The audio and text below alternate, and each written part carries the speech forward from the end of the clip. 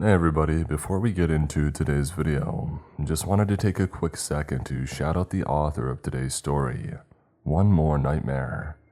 They also have a YouTube channel where they release similar content as to what I do. Go check it out if you're interested. I'll leave a link in the description below. Now let's get into the story. By now, you've probably heard of the popular TV show that portrays the Cordyceps fungus infecting humans and turning them into zombie-like creatures. But let me tell you, the real-life scenario, it's so much more terrifying. I work in a lab that specializes in plant and fungi experimentation. Our primary focus is on developing new drugs for the pharmaceutical industry. This is including everything from anti-aging remedies to creating the next blue pill. However, we also received significant funding from the Defense Department, and their research requirements are much more sinister. So, how are the new test subjects doing? Steven, our lab supervisor, asked as he approached me carrying a clipboard. He gestured towards the 8 test rooms sitting in front of us. And number 4 looks promising. And really, I think 6 and 7 are starting to show signs too, I said, looking up from my workstation. Inside the 8 test rooms were 5 men and 2 women, 1 in each room, plus a single empty room. It was left empty after a rogue chimpanzee from the earlier phase experiments had managed to break out of its cage and get through the pass-through window, which is used to transfer materials and instruments between sterile and non-sterile rooms. Stephen nodded, a look of excitement on his face. Well, excellent. We're getting closer then.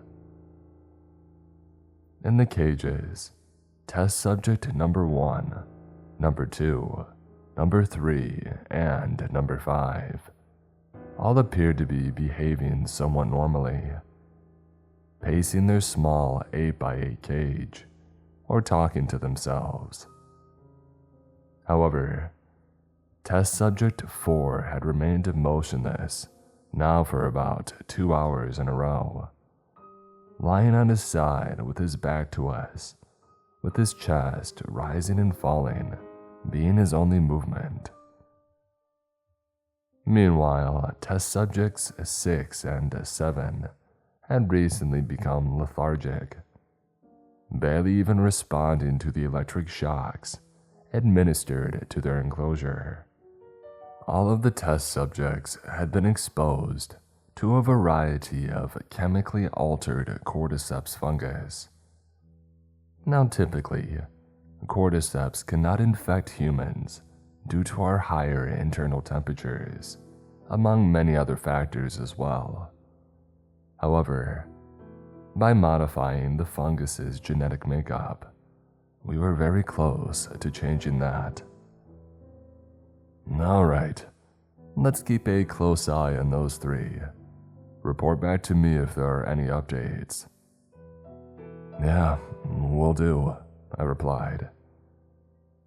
And with that, Stephen left the room, and I returned to monitoring the test subjects' vitals on the screens. Interestingly, subjects 4, 6, and 7 had significantly elevated heart rates, almost 50% higher than the others. Additionally, their endorphin levels, the body's natural painkillers, were unusually high, indicating that they were experiencing some intense pain, despite showing none of the typical outward signs. What do you make of this? I asked my lab partner, Mike, while pointing to the screen with my pen.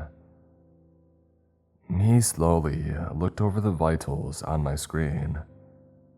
Well, to me, it looks like they're in an intense pain.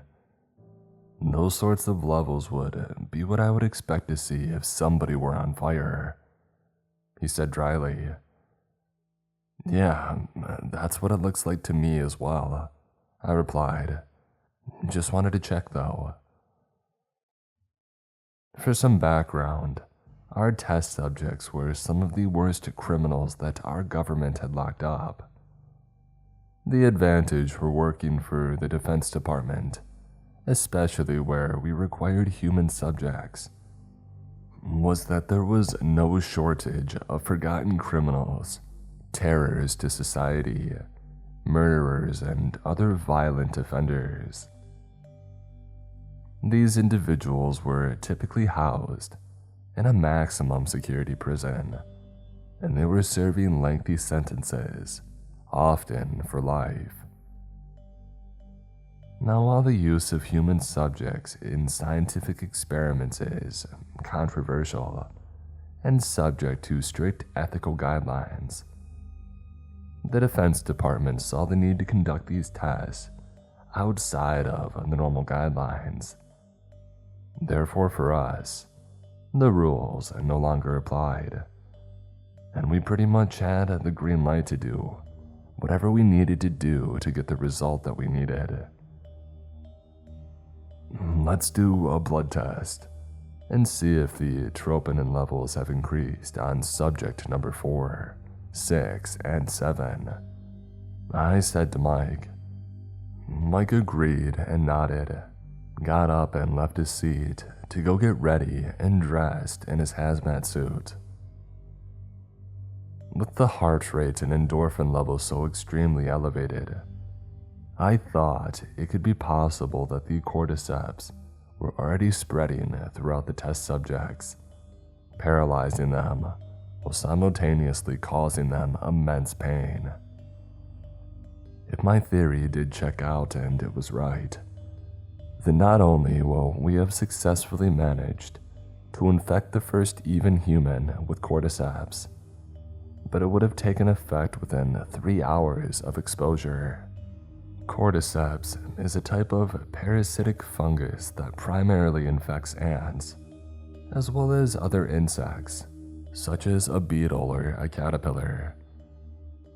The infection process begins when a spore of the Cordyceps fungus lands on the exoskeleton of an ant. Once the spore is attached to the ant, it begins to grow long, branching filaments that soon penetrate the ant's exoskeleton and begin to invade its body. As the fungus gets stronger and grows, it releases chemicals that alter the ant's behavior, causing it to become disoriented and to leave behind its colony. The fungus continues to grow inside of the ant's body, eventually replacing its organs and tissues with a mass of fungal cells. Now, we are not stupid. We know exactly why the Defense Department would want to, well, how do I put this, essentially weaponize us. We do this because we are scientists, and pushing the boundaries of human knowledge and further understanding the world around us is fundamental to our role and why I got into this profession in the first place. Now, fully suited up, Mike entered the first test subject's room, number 4, and he activated the cage squeeze function. The cage soon started to close in on the test subject, squeezing in from the front and back. This process meant that Mike could get up and close to the test subject without causing risk to himself.